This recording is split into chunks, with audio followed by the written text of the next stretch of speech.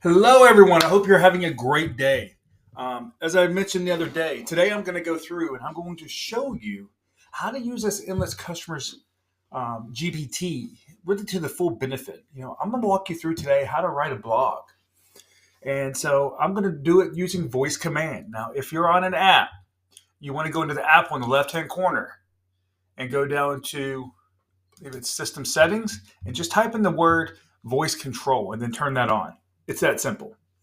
Now, if you're on a PC, unfortunately, I'm not going to be able to help you there because I don't use PCs. So let's get into this endless customer. So I'm working on, let's just say, I'm working on a blog for the Flood Insurance Guru website on the big five for They Ask You Answer.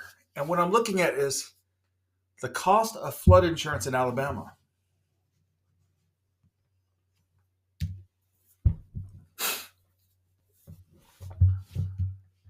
As it goes through this, we're going to go back and forth. Sometimes I'll go back and forth with it 20, 30 minutes as we come together on this.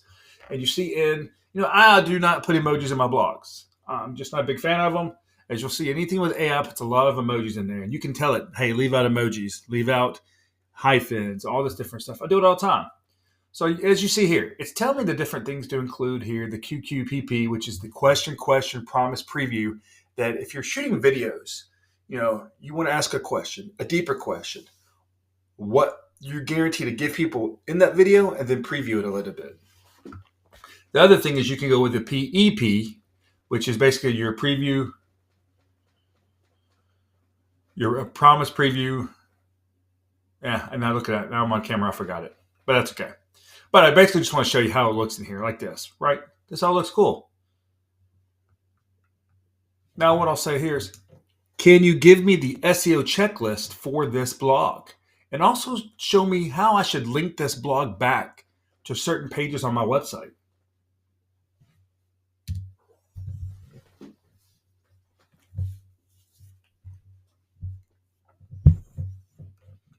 Because look, when I hand this off to a team member, I want I like that team member has never been in my company.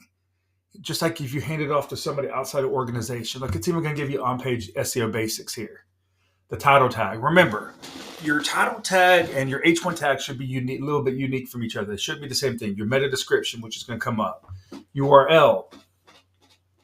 What the URL is going to be. What's your H2 and your H3 tags. Think of it like an outline. And then even, your keyword density. What certain keywords we're going to be looking at here, which is flood insurance cost, Alabama. How we're going to be internally linking this thing back to our website. And what about external links? Image SEO, which is what's called alternate image text. So you have an image, it needs to have an alternate text for someone who might not be able to see that image. Maybe they're blind or something like that. That tells Google how to describe that image. So you see here, now we got this internal linking, and it's telling me the anchor text. So what anchor text is, let's say you click on a certain part of a website. Like if I clicked on this right up here, but it maybe take me somewhere else down on this page, that's anchor text. So anchor text can be very important. So you see how we got sales and service pages, and it's telling me all these different things. So I might need to build up some city pages, some different pages. And this is going to tell me exactly how I need to do this. Now, let me do the magic part. Now, ask me up to 20 subject matter expert questions on flood insurance for Alabama flood insurance costs.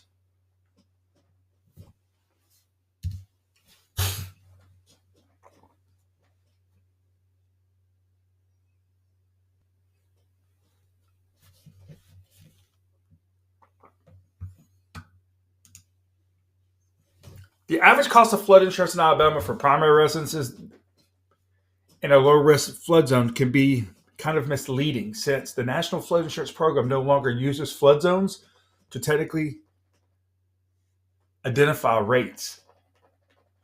Even though you may have a flood zone X, which is where flood insurance is not going to be required, it still may have a flood risk score that is a higher risk. So let's be careful about how we explain flood zones in Alabama, and that they're no longer used to determine the true cost of National Flood Insurance Program rates or 80 to 90% of private flood insurance rates. Period. How much can premiums vary between National Flood Insurance Program and private flood insurance providers in Alabama? Significantly. In fact, many times we'll see where some private companies are 40% less. It all depends on the flood risk score. It depends on the replacement cost of a property, flood loss history, distance to water, the elevation, all these different factors that the National Flood Insurance Program and private flood insurance is using in their risk modeling. What's the typical annual premium for someone in a high-risk flood zone in cities like Mobile and Gulf Shores? Is on average, we see around $1,200 a year. Remember, though, that's just an average. You could pay less. You could pay more. The big difference between older homes and newly constructed homes in flood-prone areas might be how far above the base flood elevation they might be built. For example, if you're building a new house here in 2025, you have to build this house a certain level above the base flood elevation. But if you have a house from 1916 when the base flood elevation wasn't determined yet, you might be below it. But the further you are below this base flood elevation, the bigger impact it can have on your flood insurance cost. Also, if you're above the base flood elevation with your lowest adjacent grade, you may qualify for a flood zone change. That's exactly what I did on my property more than a decade ago, saving me thousands of dollars and helping me increase my property value about 15%. Period. The lowest flood insurance premiums that we've seen in Alabama can go all the way down to as small as $400 a year in some situations. It really depends on the risk, how much coverage you're looking at. So you don't want to get lost in that just super cheap rate because many times you're not going to get the coverage that you need. For example, it might be an actual cash value policy, not a replacement. And actual cash value can be very disappointing comes claims time because of depreciation costs that's pulled out.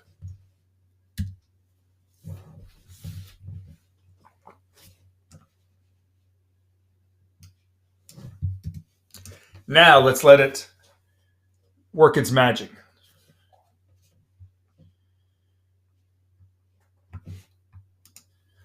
Based on the answers and the interview you just did on me, can you help me write this blog?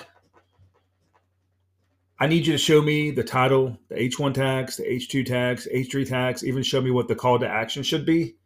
And remember, also show me the linking strategy with the SEO checklist.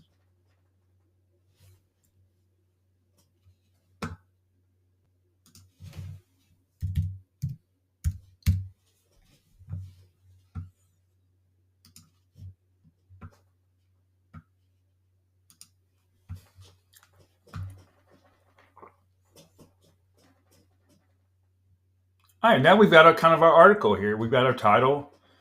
And here's what I would do. So I take this stuff right here. We use ClickUp. You could use any project management tool, and you could basically create these as custom fields. And so I could put in the title tag, meta description, URL, H1, everything. And so as I'm handing this off to my content manager, he knows exactly how to write this article. Or maybe he said, hey, Chris, I need a video in this, and you don't have one on your YouTube channel. Then maybe he goes over to a video AI generator that we use. He takes this article and he puts it in there and he creates a YouTube video off of it, or he creates like a video like this right off of it if I don't have one. That's one of the benefits of AI video. So as he gets into all this stuff right here, he sees the style, he sees how everything's internally linked. It tells him exactly how this article should be worked. Now remember, we're going to remove emojis. I do like tables, it tells me internal linking. Remember, think of internal linking like this. Think of like the government. You've got the federal government, the state government, and the local government. They all kind of depend on each other, and they feed back up to the top. So if you have a city page on Birmingham, Alabama, it might feed back up to the Alabama flood insurance page, which may feed back up to our main flood insurance page. And just kind of remember that when you're writing articles about understanding the SEO and the AI. Remember, with AI is awesome, but you still got to have a little bit of a foundation there to guide it. Because look, just like any team member, it's going to be wrong. And just like any team member starting, when I'm speaking to this, I want it to assume that the person I'm handing it off to knows nothing. I do not want it to skip a step. And so he even talks about, be careful with Ultra Cheat and all these different things. Now, I didn't go in and do the keyword research because I kind of knew what the keyword research was on this, but I've kind of gone and done the keyword research of some different AI tools as well. SEMrush, Ahrefs, some of those other tools as well. Understood what the intent was on this article. Now, the next thing I'm going to ask you, can you tell me what part of the funnel this article would fall into? Is it in the awareness, consideration, or purchase phase? I need you to include that in the details at the top for my content manager.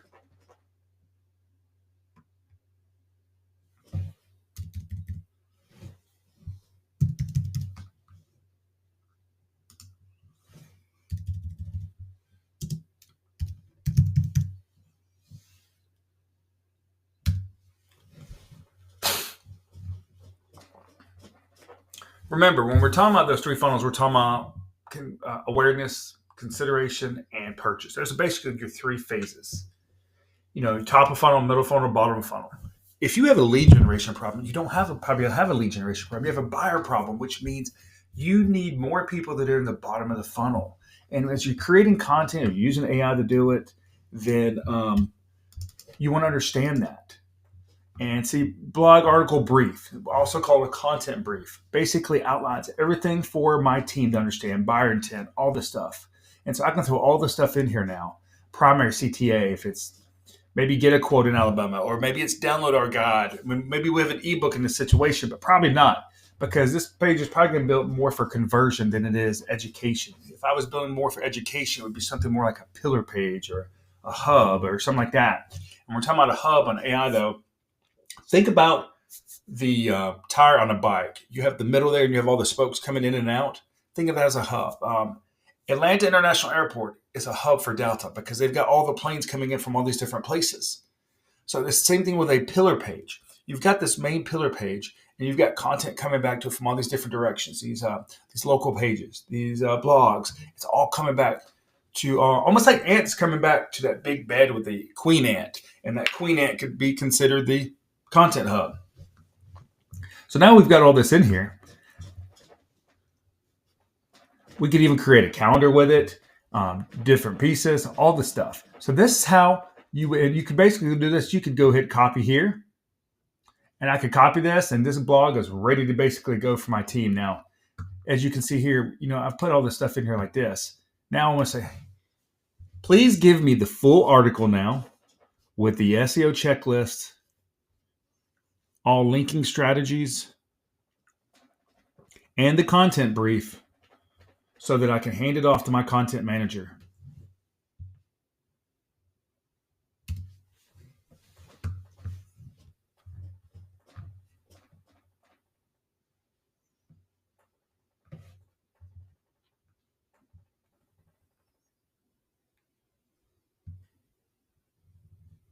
And now you see we've got our title, we've got our funnel stage. What part of the big five? Is it cost? Is it problems? Is it comparisons, reviews? Where's the buyer intent, even what the keyword is? Secondary keywords, what the content goal, content type. And as I said, we have all this built out in ClickUp. So when I put this in ClickUp, my team will know exactly what this is for. If there's a video that needs to go on it, I will put the YouTube video in there. If one needs to be created, they can go to my AI and actually create it with my voice and my avatar that we've created just in case. But in most of these situations, I do like to try to create most of this content on my own, even if it's just, standing in front of my green screen. But I do try to shoot most of these outside. But thankfully, with having more than 5,000 videos on my YouTube channel, they're able to pull at least one of these videos off and put them on here. In fact, in many situations, they're able to put 2 or 3, which is typically all I recommend in a blog. And when they're writing this blog too, the video will actually go at the top of the blog because that's just SEO best practices. But as you said, you can see all this right here, all the tags, the tables, all this different stuff. And you can even, sometimes it'll give you the examples. I could even put in here where I want the images and all this different stuff. And I've got my SEO checklist, and we've got this blog basically ready to go now, where I can hand this off to them and they can write it. And this is how you use artificial intelligence to write a blog and interview you as a subject matter expert. I hope people find this video helpful, and I hope everybody has a great day.